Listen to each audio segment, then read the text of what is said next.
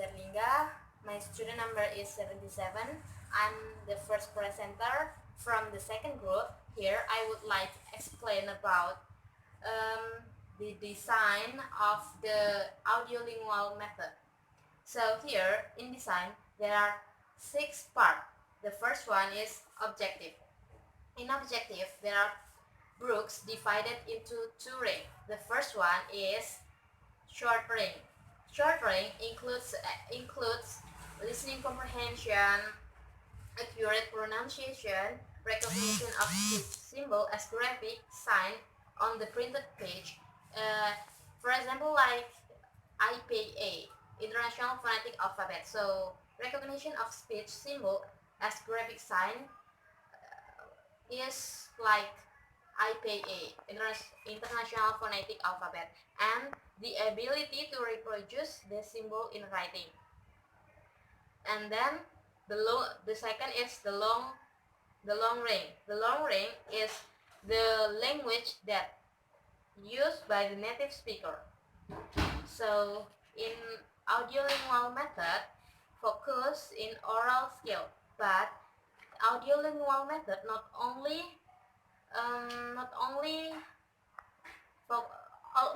although focus on one skill like oral skill, but audiolingual method link with the other learning skill. For example, like writing, grammar, vocabulary, and listening and reading. Why I say it's related or it linked with the other language skill? Because when you learn about listening, for example, you will learn about grammar too.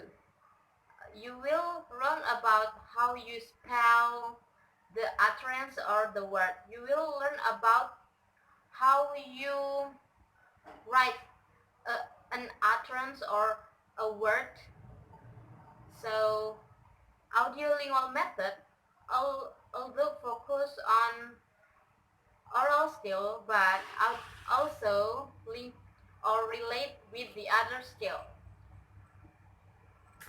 3. Then I would like to explain the second part of the design in audiolingual method. The second part of the design is syllabus. The syllabus in audiolingual method must contain of phonology, morphology, and syntax of the language and it have to relate with both of native language and native speaker and also target language. 3.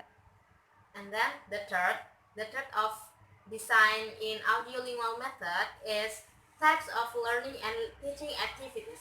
Here, Brooks divided learning and teaching activities into 12 parts. The first one is repetition.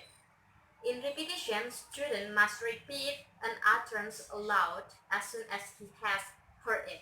So, in repetition activities, student have to repeat the utterance or the word. For example, like this is a book. So student must repeat this utterance more than once.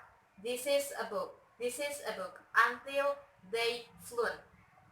The second is inflection. In inflection is one word in an utterance in another form when repeated. So when in the repeated activities, student only repeated one utterance, but in the second one, student must repeated the 2 utterance. For example, this is a book. If you have more than one book, you can say this is a books. The third from types of learning and teaching activities is replacement. The fourth is restatement. The fifth is completion. The sixth is transposition. The 7 is expansion. The 8 is contraction. The 9 is transformation. The 10 interrogation. The 11 rejoinder. And the 12 restoration. Like explain about the learner roles. The learner roles is the roles of student or the learners in the class or in the teaching activities. Here, the roles of the learners is to give response to the teacher or to the audio. I'm the second person from the second group. My name is Alifa Rofi Prayogi. Student number 47. The teacher rules. The teacher rules is to teach and guide students their own learner. Push student in the right direction and motivate. Motivate student. Student will often need the input and help of the teacher. So, in this way, the teachers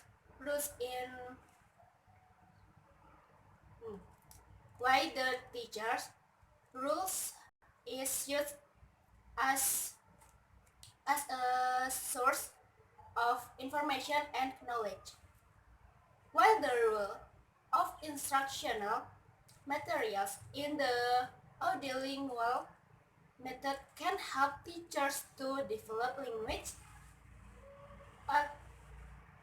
acquisition in students. The next procedure science audiolinguism in primarily an oral approach to linguist teaching. Is it not surprising that a process of teaching involve extensive oral instructional. The focus of instructional is on immediate and accurate speech. There is a little provision for grammatical explain or talking about the language. So, procedure are the step by step measure to execute a method. Next, the procedure.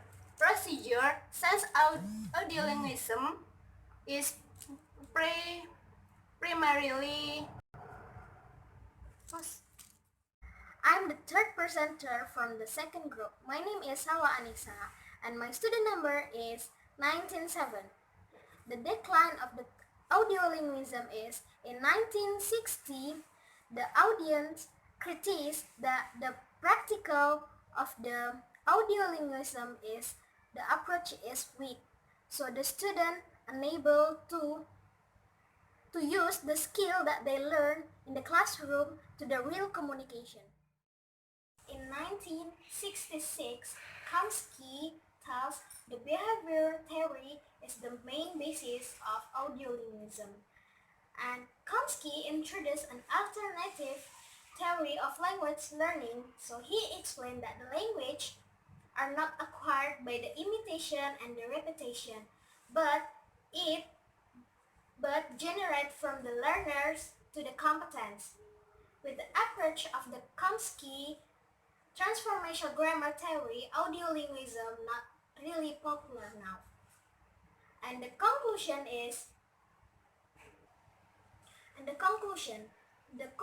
of the language testing in audiolinguism is approach. The first is approach, and the approach leads to the method, and method broke down to the technique, to the procedure, and the procedure collection to the technique. In this, understanding how these concepts are related can help a teacher know to how they choose to teach the students, and the students can respond quickly and accurately in spoken language.